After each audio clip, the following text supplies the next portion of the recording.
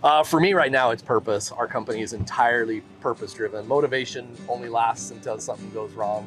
You better have a purpose behind that motivation, because I think it was Zig Ziglar that had a great quote along motivation, right? But it's like, hey, you better keep on finding your purpose and seeking your purpose, because motivation can go really fast.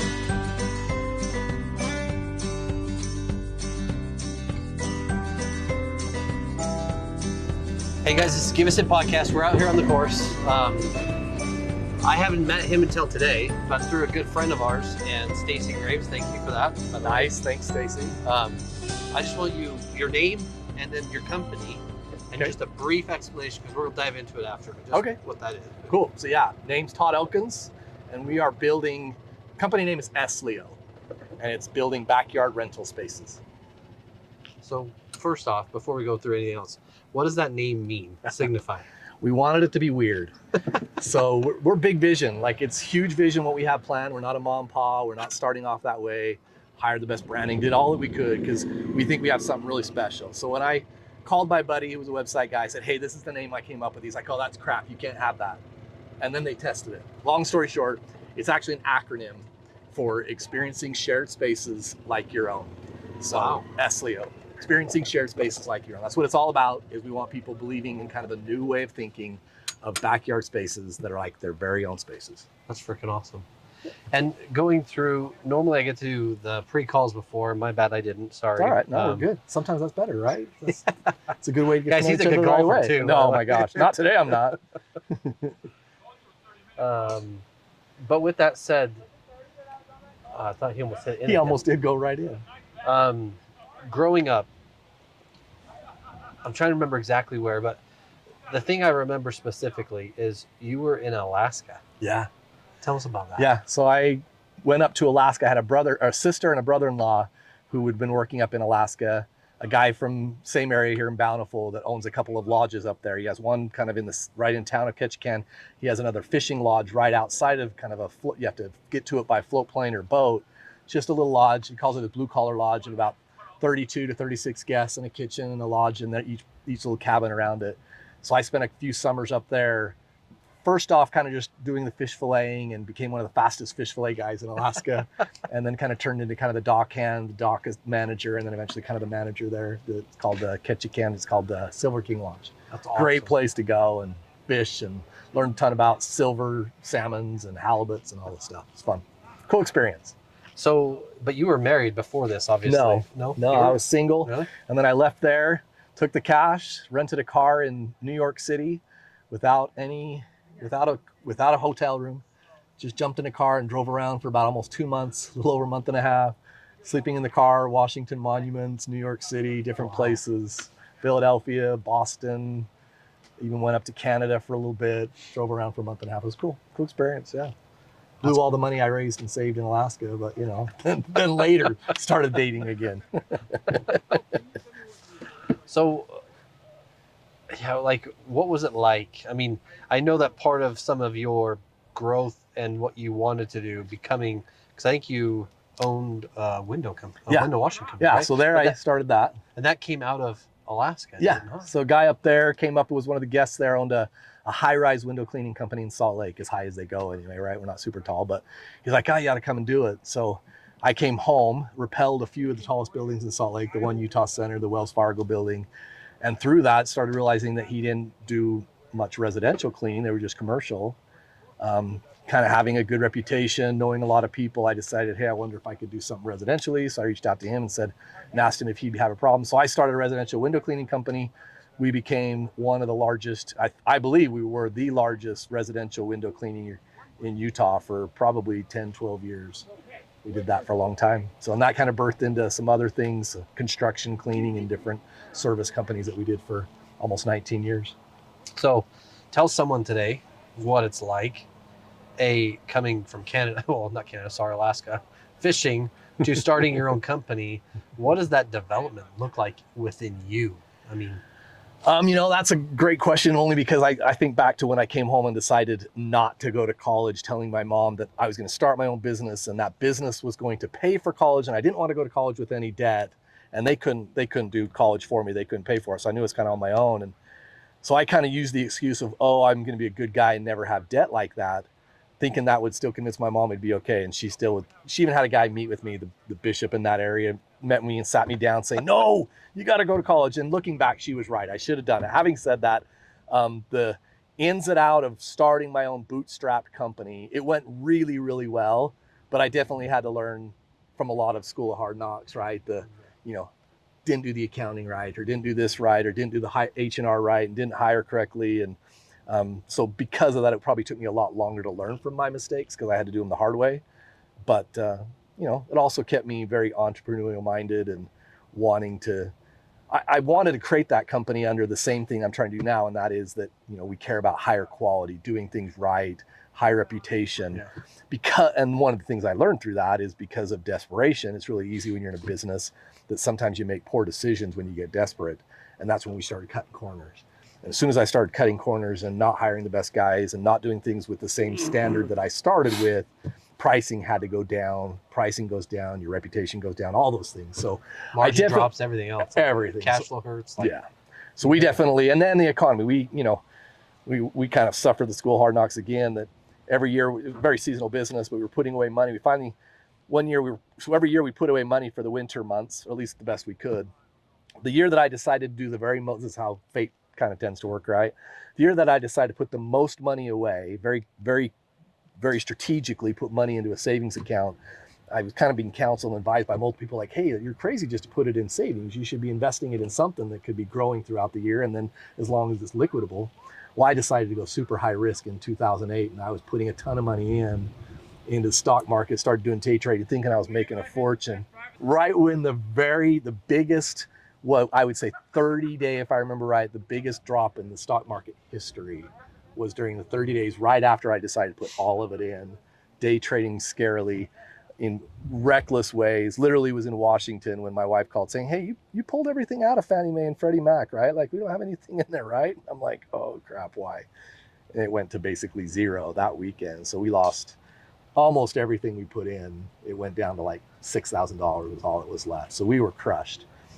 In the process of trying to rebuild that, getting the school of hard knocks, we kind of got it back up and going, but life happens. You learn through those things, right? Well, I mean, no offense to schools today, but they don't teach that. No, that's school of hard knocks. That's no school could have ever taught that. Definitely learned to diversify from there. That now it's more, hey, let's be a little more, sure, have something in risk, but especially when you have a family and kids involved, got to be a little bit more. So being strategic. that you've bootstrapped businesses and you've built them, not even just like service-based businesses, right? But you've grown businesses and you've done some pretty amazing things. What would you tell someone today, first off, starting a business? Like, what would be the one thing they should focus on if they just started their business and maybe cash is coming in, or maybe, I don't know. It's probably one of my favorite things that I learned. So I started doing later on because some different things that happened in my career. I got involved in a different type of industry that I didn't think I was ever going to do, but it launched really well for us, did incredibly. And that led to me doing a lot of personal growth and even coaching a lot of growth, and did some John Maxwell trainings and different things. But I remember sitting in a room with John Maxwell once, and he gave me some advice that was probably one of the best advices that probably in the top 10 of advices that I ever got. A lot of the personal growth that we do, oftentimes we're focused on the things that we need to fix and change. And he said the exact opposite. I remember it caught me off guard, but he said, why would you want to spend all your time and energy fixing the things that you're not good at? He said, your best success is to know what you're good at and focus on those, and then put the people around you to fix the things you're not good at. Especially in business, find the people. If you think you're going to become, if you're entrepreneurial minded and you think you're going to become the best accountant, you're probably not. Go hire those people, go put those people in place. So as I'm developing this new company that we're building now, it's probably the greatest lesson I could have learned was, let's go get those people, not be the smartest person in the room in every category. Let's go get those people and put them in the room with us. And I think that's how the Fortune 5 companies are made, right? They're the ones seeking out the best of the best for each individual thing that they're not good at. That was the best advice I probably ever got. Now let's hope it turns into something. I mean, it has already. Well, it's in that birthing for sure. It's moving in that direction. We think we're developing something pretty cool. Yeah, but to be able to sell a business, right? Like you've done. Yeah. I mean, start a business is hard. I don't care what anyone says. It is freaking hard. You better have a purpose. You better have a reason. Because it's going to be hard when you don't want to get up and cash is tight. Yep, It's going to be 100%. freaking hard. Yeah. Especially if your wife's like, hey, where's the money? Yeah. I did get really lucky with the perfect wife. That's the next best advice I would give. If I could go back and give my kids any advice, I think I'd probably be driving them to the very most from the day they were able to understand me would be the most important decision you make in your life over everything, over your career, your education, everything. The person you choose to marry has more influence and effect in your life than anything else. Yeah. And so that one decision is one that you should really make a good effort to not just go by your feelings, but really kind of dive in. Like, is this a good decision for both of us? Am I making the right choice? So I got really lucky that my wife turned out to be one of those. It's just steady and supportive, and she's super steady in her work and the things that she does, and then she's still willing to kind of give me the tolerance to go out and chase my dreams, which I'm really lucky with. Because she's, like you said, she's been the steady one. 100%. Like, right? Yep. She's the one that sits with the kids and does their homework, gets them all 4.0s, gets them all their A's. She's the one that makes sure the T's are crossed and the I's are dotted. I'm the one that can go out and chase our dreams. So we've been really lucky there. That's amazing. I always ask a question. Is your spouse on board? I think that I hadn't realized it even until just this moment. I've said it in different ways, but even that advice that I just gave, that I kind of got from John Maxwell that time, right? That it was like, John Addison used to say the same thing, but it was what I just said about, hey, surround yourself with the people that are good at the things you're not. I think I did the same thing with my wife. I'm a visionary. I'm a, entrepreneur. I'm a business minded. I want to go out and chase big things, big dreams, big visions. And she's more, I'm okay with very little. And I got really lucky that she's just, I'll go do the work. I'll go do, the 9 to 5. I'll go take care of the kids and do the homework and pack the lunches. And she doesn't complain once about it. She's just very steady. That's her strength. And she's content with my strengths. She sees those strengths that I have that are not hers. And so I make her more adventurous and she makes me more stable. That's awesome. Yeah, we're a good blend. She fills those voids that my weaknesses. How many years married? We will be 24 in about 2 weeks. That's amazing. 24 years. I will be 24 at the end of November. Really? Okay. Yeah. With that said, what's one secret you guys do? Or what does date night look like? Skip the date night for a second. I'll go back to the advice that I like. I love to give the opposite advice of a lot of people. You hear a lot of people say, don't go to bed angry. My wife and I learned a long time ago. We actually fought for a lot of years before we got married. I think it's because I had to work through some different things with, my previous relationships or my parents' relationships, or whatever. So I was really fortunate that we kind of fought through our dating years. We dated for almost 3 years. So we've known each other now for 27 years. But I hear people say, don't go to bed angry. And my response is, that's probably the exact opposite, because when are you most likely to say the things you don't really mean? When you're angry, when you're upset. So I'm kind of the opposite. My wife and I kind of learned this about each other as we, spent more time married, was when we're angry, when we're having a hard time, maybe it's best I go my way for a minute, you go your way, then I can kind of compute all of the things that I'm feeling and thinking and then process those back to, okay, why are we really together? What do I feel about you? How amazing you are, how lucky I am to have you. Now when you're processing those with the things that you're feeling in the moment of anger, it kind of starts to take a lot of that anger down, that it's like, okay, maybe it's stupid that I'm this upset about something. So we learned a long time ago that no, I will go to bed angry, and that's okay. I'm going to go to bed and maybe go a different place for a minute and probably be in a different state of mind tomorrow when we talk again, and it'll be a lot more stable and safe and productive rather than just fight through it.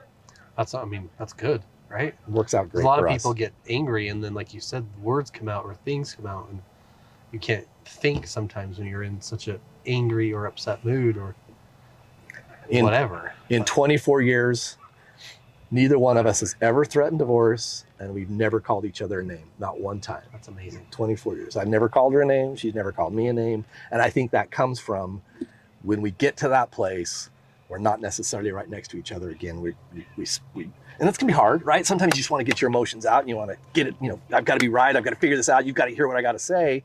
So sometimes it's hard, and I think my wife especially had to learn that I needed to separate because I'm not going to do that. I didn't want to do what my parents did. So I would take myself away from it and be upset and still be upset and want to yell and all the things. But now I kind of got a chance to do that on my own and then come back and we'll talk. As long as you make the effort to then again talk. Because if you just bury it, that's not a good thing either.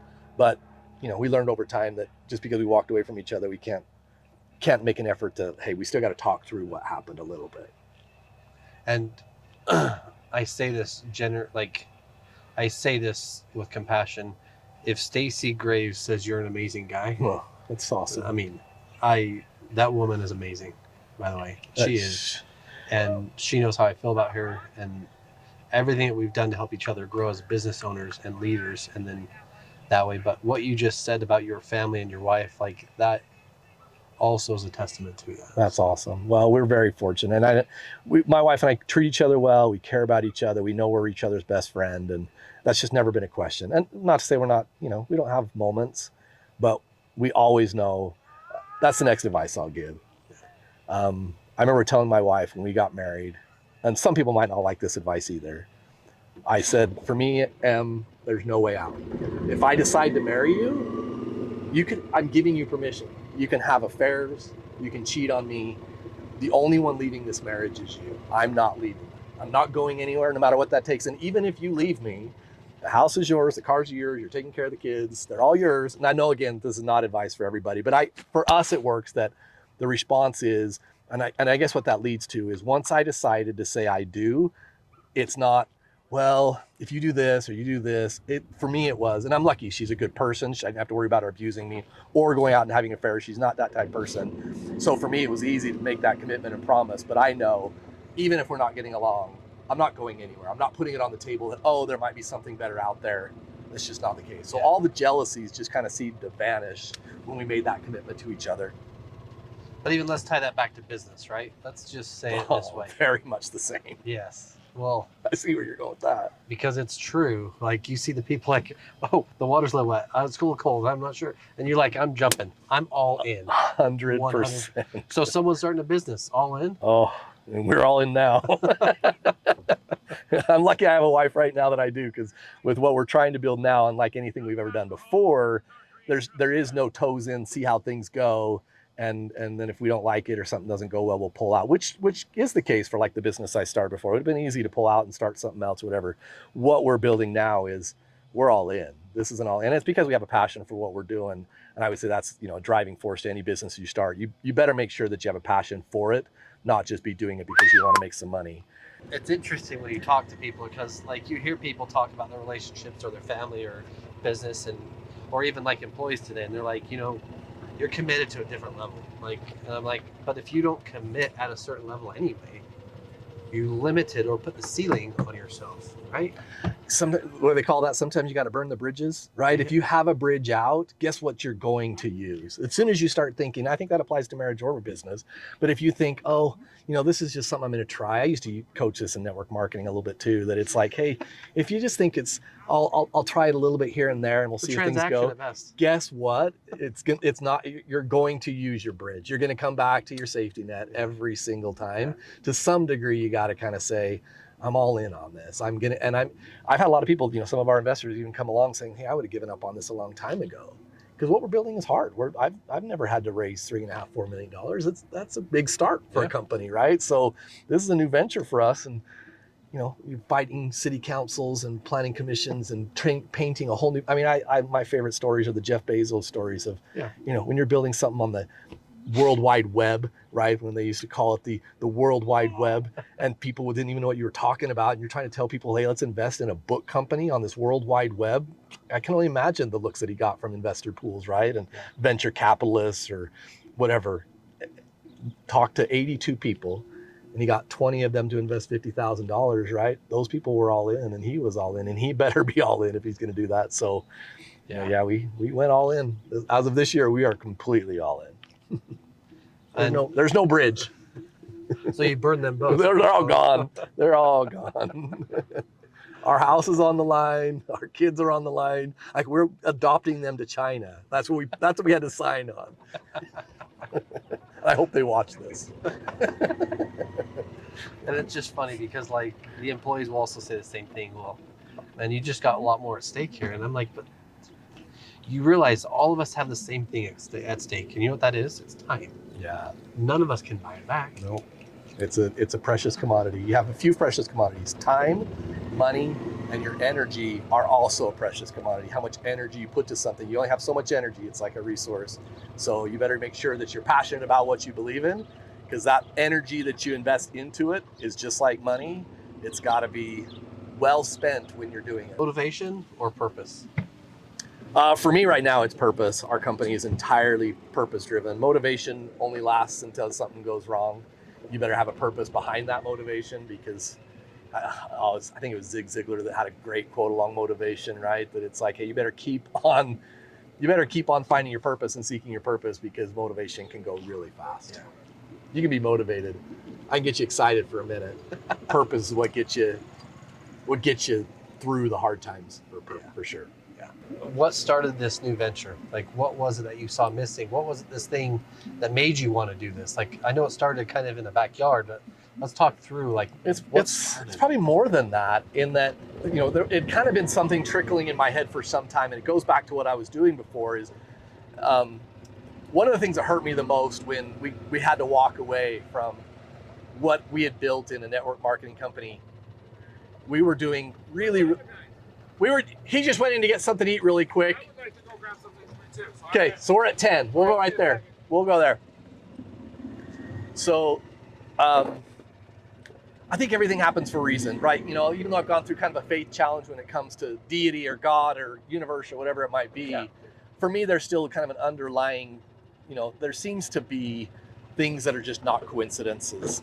And a lot of things that my wife and I experience for different reasons and different things in life, might be something on a vacation where we get discouraged by the nickel and diming of companies that would do things that we're like, why do they do that? They're making plenty of money. They don't need to do that. And I think over the last 25, 30 years, corporations have kind of shifted to the bottom line and what they're paying, their investors in, the stock market, whatever it might be. And they kind of lost track of, well, we don't need to overcharge and we can still incredibly thrive, right? So anyway, all these little things led to, now we're in a company that we were very purpose driven on. We really cared about helping a lot of people succeed and win. And I remember, I did several different businesses before that. And I was golfing with a buddy when that business completely collapsed and we had to walk away from it. Wait. You mean a business actually collapsed? Yes, we were crushed. So we were doing really well in a network marketing company that was very purpose driven. It was very faith driven. It was a company that claimed to honor, glorify God. And so we felt like we were right in our purpose with this company. But what aligned with us in that company more than anything else, I remember we had a magazine that came out and interviewed us, Success from Home magazine. And when they were interviewing me about that to answer some questions, one of the things that I said in there that I still think was just so much a part of my character was, we wanted to help other people win. Every average, ordinary person. We didn't just care about helping the next rich person to win. We genuinely wanted because I didn't come from a rich background. And so it was kind of this driven agenda for me of, I wanted to help regular people win. And so I'm golfing with a buddy, and that didn't, when we had to walk away from that, they took our check and kind of did it illegally. And there's a whole story there that I won't go into, but I'm golfing with a buddy. He's like, Todd, you're a good businessman. Why don't you just, I was going through a really hard time. He's like, why don't you just go start businesses? Just keep going and starting business. I said, Cam, to me, business, for me, I can't just go start business. Great. I was in line for a long time with my purpose of wanting to help other people. And if I can't just go start a business unless I feel like genuinely it's going to help other people too. And so for me, I'm really seeking what that looks like. And I don't know what it is right now. And again, things happen for a reason, right? For years, because of this business I was in, this networking, and we do a lot of entertaining. We'd host a lot of events. I was constantly looking for venues to do that. I even almost partnered with a guy on a reception center up in Layton that I got really close to him agreeing to partner with, that I envisioned kind of creating a membership to, that families could use the space when it wasn't being used for events. Well, then all of a sudden, this all collapsed, right? This whole company that I thought I was a part of for now almost 10 years, 9.5 years, I'm like, this is collapsing, this is going away, this is gone. I lost all those friends, all those people that I cared about a ton, that it all vanished. One day we're kind of in our yard and we're looking at the situation and going, okay, nobody's really using our yard now. And I wonder if other people we loved entertaining. I wonder if other people would enjoy it. So we just posted on social media one time and said, hey, if anybody's looking for a place to bring their families together and wants to help us pay for the heat in our pool. Obviously, my check vanished, so it was kind of a nice little convenient offering. Again, things happen for a reason. We posted it one time, and in all my years of doing business, different things, I've literally never had Facebook reach out to me and say, you're getting so much interest in this. We would like to work with you in helping you develop something that could turn into, and I can't remember the exact wordage, but I remember going, what do you mean? You're reaching out to me? That I was getting, we get 8,000 to 10,000 requests every summer to rent our backyard. This is long before an app came along later, and I'm going to that story. But we started looking at that and said, I wonder if there is a business opportunity here. So we were renting our yard.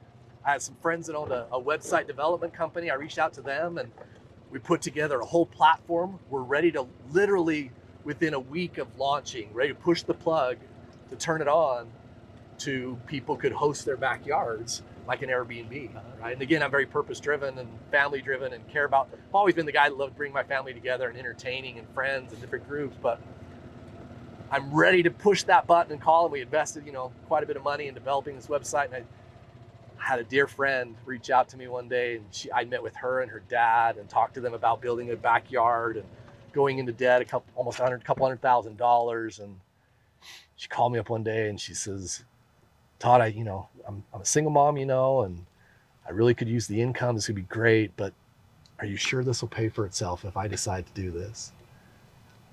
And I was standing on the side of my yard. I remember just having this kick in the gut moment of, I know what happens when a company that hurt us, they hurt my wife and I, and they took away our paycheck illegally, and how much effect that had on me.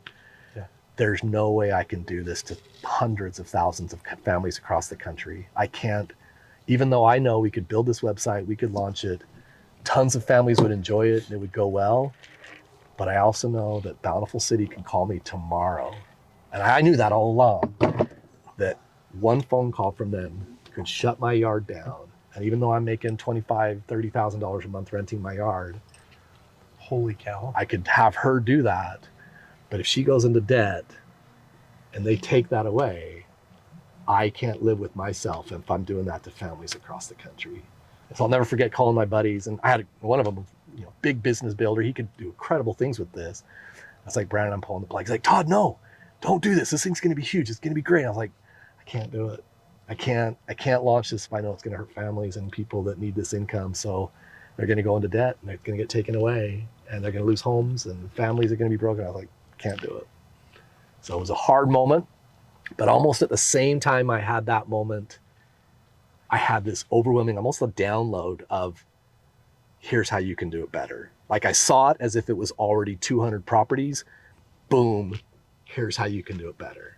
And just before you go any further, because I know that there's more to that,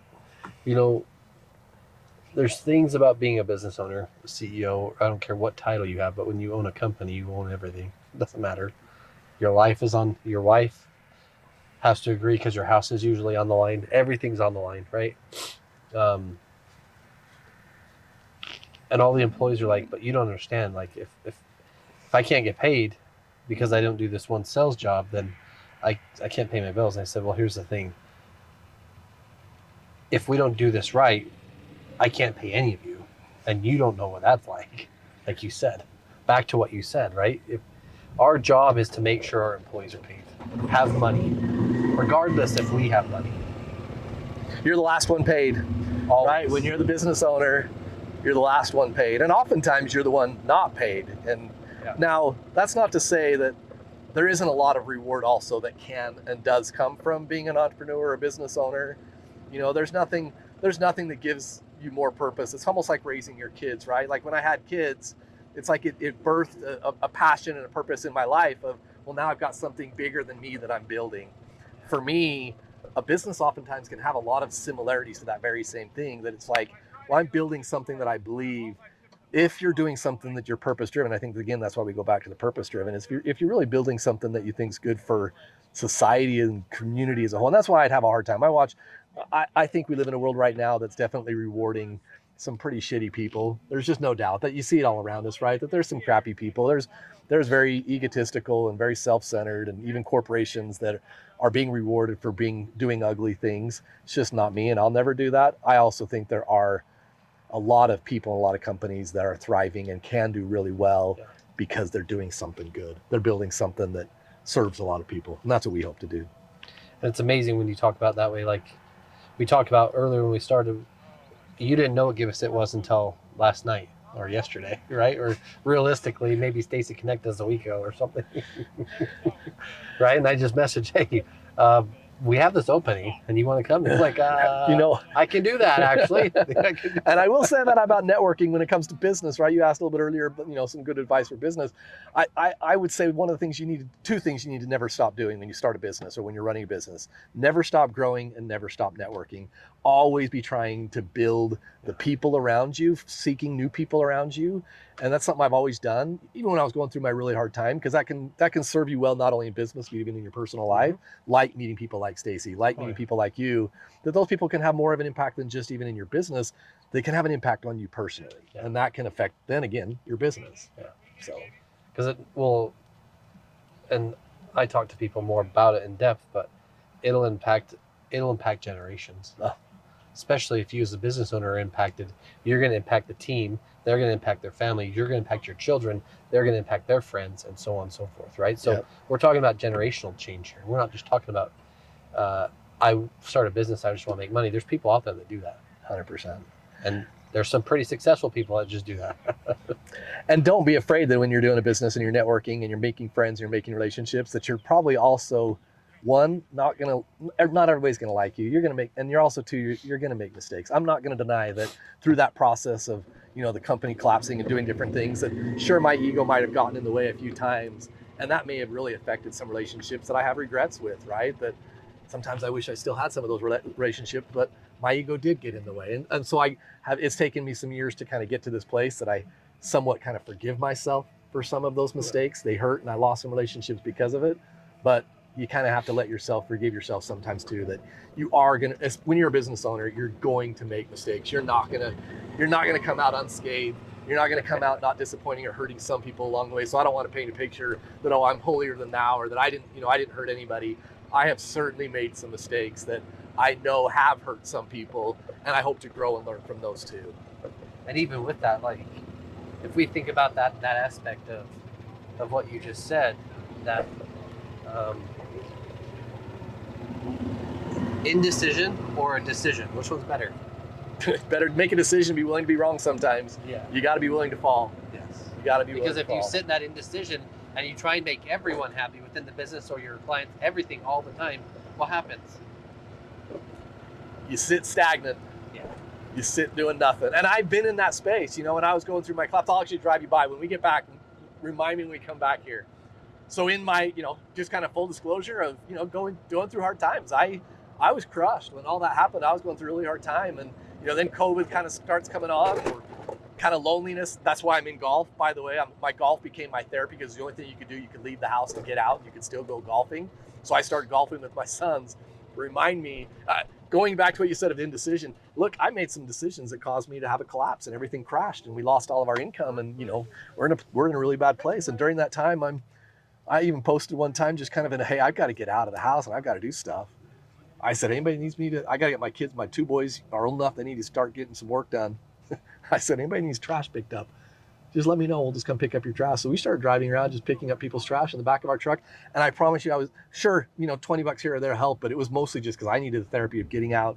My two boys worked hard. They bought their computer at that time, that then became their gaming addiction. But I was just bring that up because I was just reminded, literally right off this golf course, was during that process of picking up people's trash, that we met a lady here that's like, hey, if you're picking up trash and doing stuff, do you want to do some other audience? And my sons and I ended up building her front garden just because we needed something to do. So I'll drive you by and show you the gardens that we dug out, her whole front gardens, and I built a rock wall around them just because it gave us something to do. So to your indecision, and just kind of sometimes you just got to get out there and do. Sometimes you just got to take care of your wellness, and sometimes that's just getting out and being active and doing something. And that's what we did, golf and picking up people's garbage. You got to be humble enough sometimes to do the shit. Yeah. And I say this gently because I said it already, but school's going to teach you that. Just kidding. I'm curious how much school would teach you that, but it sure probably could have taught me some things to avoid some of the mistakes I made. But yeah, but it's not going to teach you the same. But think about how old were your boys during this period? Well, let's see. One of them's 20 now, so this was 7 years ago. So he's probably 13 or 14. So you tell me almost 21. What valuable lesson in school he did versus what he got doing that? Well, he worked super hard. Then he ended up graduating with his associate's degree at the same time he got his high school diploma, Wow. all while still rebuilding a 1985 Honda Accord from the ground up. Didn't run, clutch was gone, transmission was gone, or the carburetor was gone.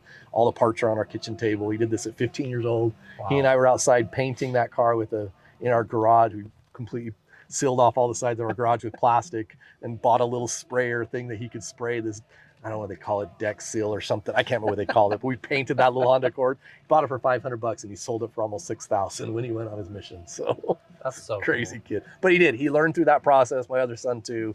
We just learned. I think they at least watched, one, dad chasing his dreams, but two, dad also being willing to do the hard work when necessary. Sometimes you just got to dig in. And I loved, sometimes good or bad. I remember one book that I read where it talked about being a business owner. Sometimes you're everybody in the business. Sometimes you've got to be willing to be the garbage man that takes out the trash. And sometimes you're the one sitting at the front of a conference room. You've got to be everything all the time sometimes. You're creating a space where people can connect. They can build, they can have their families, they can really have family time where otherwise they wouldn't be able to. So Right. And that goes back to my purpose. I probably, in full disclosure, I probably should have given up on this at least a year ago, maybe even 2 years ago, because we've been kind of developing this now for going on almost 4 years, 3.5 years. We've been putting this together. And what it shifted from, so that from people renting their own backyards, when we said we needed to do it a better way, we basically said we need to be more responsible. Instead of having 20, 40 people coming to our house every couple hours, I became a really crappy neighbor. So I'm kind of in this mixed emotion of, well, I'm watching people that are coming to my home and literally in tears sometimes. I have these grandparents that would come to me and they were in tears and they're like, Todd, you call this your private oasis, but you need to know this is our private oasis. This is the only way my family can afford something like this. And I'm not saying we have anything grandiose or amazing. We don't. It's pretty humble. It's a nice little house and yard. But when I watched other people experiencing this yard and I was picturing all the people that one had or wanted need to this, and I would see them experience it and watch the families. We have a camera up and I'm watching the kids that probably don't have a private pool or private yard otherwise, and more families that are living in apartments or townhomes, or even, I've got neighbors that are wanting to retire that their kids are buying or for either can't afford homes with yards or even just don't want them.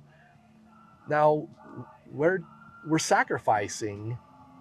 The American dream's changing, right? A lot of the kids and people that are growing up now, for affordability reasons, again, for their own reasons, that just don't want to take care of a yard, it's shifting. Some are saying, I don't want to spend my Saturdays fixing sprinklers. Yeah. But what we're missing in that process of, and I think this happened in the American cultures in general, is that we stopped spending time with the ones that we care the most in private places, and we were forced to spend it in public spaces in shorter doses, right? Go to a restaurant maybe, or sometimes go to a Topgolf, whatever it might be.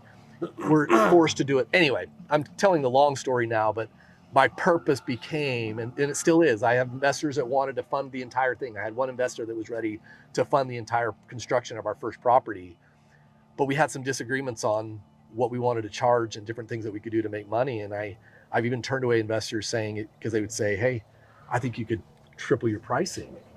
And I would respond, we don't need to. If I show you the numbers and we're still making the profit that we're making, but the 3 founding principles of Esslyo are affordable, private, and easy. If we take away the affordable, then we're still just catering to the rich, and that's not what we're about. This is for one for all. This is for anybody. It'll be just as good for the rich as it'll be for the poor. Because when you can come to a space, so one of my favorite signs is these are use it your way spaces. Memories, connections, and experiences happen here. And that's what it's all about. Going back to my days of entertaining, I want to see families and friends. To me, friends can be as close as family. I want to see people coming together again in places that they can just enjoy each other. Really connect. That's a place that they can feel like they can do it. They're also proud to be there. They're excited to be there. It's going to create some memories that are generational. Right? Memories and connections and experiences happen here. That's what it really is what we're all about. Is I think of all the memories, both my parents passed away, and so many of the memories that I have now with my kids, with my parents, were when they would come to our home and gather around our little yard and have a barbecue or watch a movie on the lawn. That's where all of our experiences happen. That's where all of our memories happen. And I can't imagine living in apartments or, you know, I'm not discounting or, you know, there's convenience or good that can come from that, but I can't imagine my life without having a space like this for my kids and my parents and grandparents, whatever it might be. Yeah. And how close is it to launching? So we're launched in the sense that so when that happened, when this moment happened of, oh my gosh, this is how this is what you're supposed to build. This is building it the better way. Again, I've always bootstrapped everything I've done, but in that moment I recognized I got to do this with people better than me. So I started seeking business developers and people that could help me write a business plan, and hired and trained. And we put together a small group of small investors. We're still seeking investors that we're excited to still take on at least another $500,000 investors that want to be a part of the parent company. Once we build this first project, that kind of door will close, because we also put together a membership program that people can buy a membership to an individual location that they can use at any of our locations. So our first location, we finally got under contract. We purchased the land for here in Bountiful. We've got some great visions and plans for that. We're building 3 backyards in one location. All of them are everything you could dream of, from pool, hot tub, full outdoor kitchens, full outdoor fire pits, a nice lawn space with a big screen TV, TV screens around the pool, around the fire pits. You know, everything you could dream of in a yard that, again, affordable, but you could also own a membership to if you want to not pay by the hour. My wife doesn't like renting things by the hour, right? So for her, she bought a membership. She didn't calculate how much it costs us to run the pool as much as she would not rent our pool by the hour if we had to do it. So it kind of can fit both per people. If you're the one person that wants to buy it and own a membership and you have for life, great. Or if you just want to rent it by the hour, you can do that too. So we're taking on these investors. We're building this concept. We're building the first one in Bountiful. And as soon as we have this first project built, we know we've got a team together with our current development team, our construction group. We've got one of the top fastest growing commercial developers in the state of Utah right now, with Barco. We've got a connection, great connection. You know Cameron Barr very well. When he saw our vision. So we lost a piece of land down in You St. should have George. been on here, Cameron, too, because he's. I'd get him out in a heartbeat. Would he come to really? You're trying to get We're me to come doing today? a project. He's doing a project for us for one of our customers. Are you serious? $500K right now. So I've known him for, I don't know, 4 or 5 years. We had this moment, and I didn't know him. Again, remember, everything happens for a reason, right? I have investors that have been patient, incredible investors. I've been so lucky so far. But we thought we were building in St. George. A piece of land that we had down there just kind of vaporized again. And we were under contract. It was almost done. And somehow they changed their minds. And we're like, I was distraught. This is like right after my son went on a mission. And I was like, I was just crushed. Like, how are we going to move this thing forward? I'm tired of trying to convince cities or a landowner. Anyway, long story short, I'm just kind of, again, the network thing, right? I'm on LinkedIn. And he had no business responding to me because I'm nobody, right? I'm looking through LinkedIn and his thing pops up, and I'm reading through it, and I'm just like, how can we get this? What am I missing about getting this to the next stage? Because we keep getting things going well, and then something will happen that it falls apart when we're getting under contract for a piece of land. Buying land, by the way, in the commercial space, it's a good old boys network. That's all I learned. Anyway, I won't go to that whole story, but it was a long story. So I reached out to Cameron. I found his LinkedIn page, and it literally says a master's degree in commercial development. And I was like, that's what we're missing. I need somebody that knows what you need to know to build in a commercial space. Like, I didn't know that getting a seller, getting through the process of negotiations for a land, or getting the city on board to make it even worth you continuing to negotiate a piece. Anyway, I reached out to Cam. I'm like, Cam, I don't know what I'm missing. I need to talk to somebody that has some construction development experience. Will you meet with me? Can I buy you lunch? So I take Cameron to lunch. He's kind of in this phase and I didn't know all this at the time. Everything happens for a reason. That's been so much the story of Esslyo. It's funny. I could tell so many stories, but I'm at lunch. I share with him our vision, and he's like, Todd, this is one of the coolest things I've ever seen. He's like, I want to build these on everything we're developing. So I'm in it with you. So Cameron became our developer. He's the one that knows how to work with cities. He's been literally in all of our meetings since I would say 6 to 8 months, with different cities, different sellers. He's been in all of those, and he hasn't made a dime yet, purely on the I know what we're building. We're going to build something really special. Yeah. So with that said, with his assistance, with Green Diggs and Russ Johnson and other people we're pulling together, on top of our membership program that we've now also developed, we have a group out of Florida that says, hey, you get the first one built. With almost the entire agreement's done, you get the first one built so that we know we're through city code and permitting and all that stuff, and we're ready to help you build 100 to 150 properties across the country as soon as you have one done. So we're this close to finalizing the final pieces. And then great people like Stacy come along. They're going to help us make sure we get the layouts beautiful and the landscaping amazing and all the different things. So pieces are coming together right now. So we own the piece in Bountiful. We started our first membership sales about the last part of November, took a break because of Christmas and everything. We had people lined up to purchase the membership. Wow, it's crazy. I've never experienced anything like that. That's crazy. It's such a small world too. Yeah, Cameron, that's funny. Yeah. You know Cameron too. He's such a great guy. He is. Great. And I think he's building something with his Barco that's going to be, again, the next massive commercial developer in Utah. Yeah.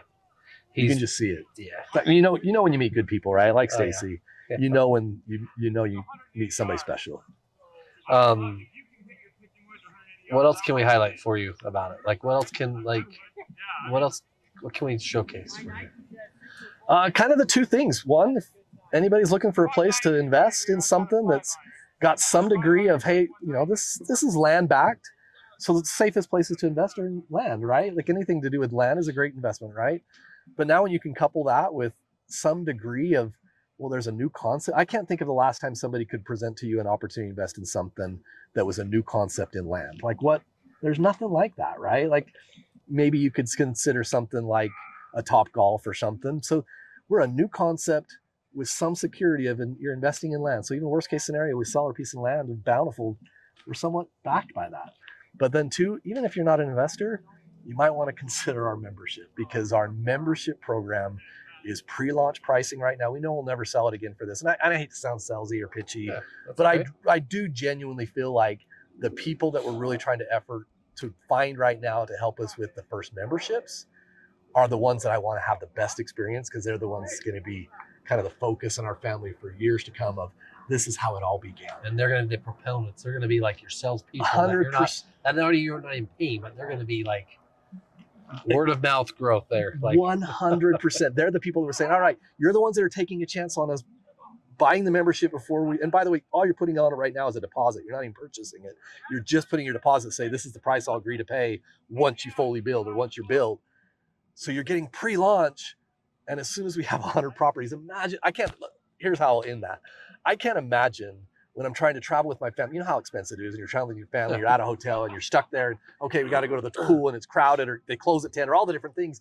Now when we travel, I don't need to worry about what the hotel's like, because I know I've got an Esslyo right down the street we can go to anytime. So your membership travels with you. Anywhere you go, you're taking your backyard with you. See, there you go. Anywhere you go, you're taking your backyard. Your dream backyard with you. You know you've got a pool, a hot tub, a fire pit, a place you can entertain your family. No matter what's going on around it, you can go to Esslyo. Where can they sign up for that, and how do they get a hold of you? Well, go to our website, esslyo.com, ESSLYO. Again, we wanted the name to be weird because we're introducing a whole new thread to your life. We're introducing a new way of thinking. So once it happens, this will be kind of like the Uber, the Google, the Amazons, where it sounds funny until it's part of your life. Then it's just, now this is new, right? So having said that, you can go to esslyo.com. You can sign up you can just click on a link there to schedule to meet with me, just get onto a Zoom. We can go over all the plans and what you get with the membership or as an investor. But more than anything else, I just want to emphasize, just look forward to when we build this thing, you're going to have places you can bring your family again, and you can entertain and do it your way. From 2 people to 92 people, you'll be able to get together, sit around, watch a movie on the lawn with your kids, sit around the fire pit, barbecue some, roast some marshmallow, roast some hot dogs, whatever it might be. You're going to have spaces where you can bring your family and friends together again. That's what we're all about. That's freaking awesome. Well, awesome what you're doing. I can't wait to kind of get to know more about not only your podcast, but your company. We're going to need lots of furniture, but we're going to need more outdoor furniture. So start doing your homework on how you can get us great deals and Yeah. great lawn, landscape furniture. Appreciate that. So we'd And love to support those that support us in every way. what is this experience like with the podcast on the golf? Well, what's Give Us It podcast experience so far like with you? The golf sucks because you can't focus, but the fun is better because the golf sucks, I don't care what my golf's like. I'm just having a good time. So getting to know Matt a little bit was awesome. Brock's a great guy. Can't wait to get to know Tyson a little more. Tyson, right? Yeah. Can't wait to get to know Tyson a little bit more. So good times. I think now that I'm not caring about the golf, I'm having more fun. And podcasts are always fun. We did one down in St. George. It's a good time. So you're awesome. I can't wait to get to know you more. Thank you. Guys, this is Give Us It podcast. Follow this and continue to help build this passion. Make your backyard go with you everywhere you are. That's great. Thanks, man. You're welcome. Thank you. You're awesome.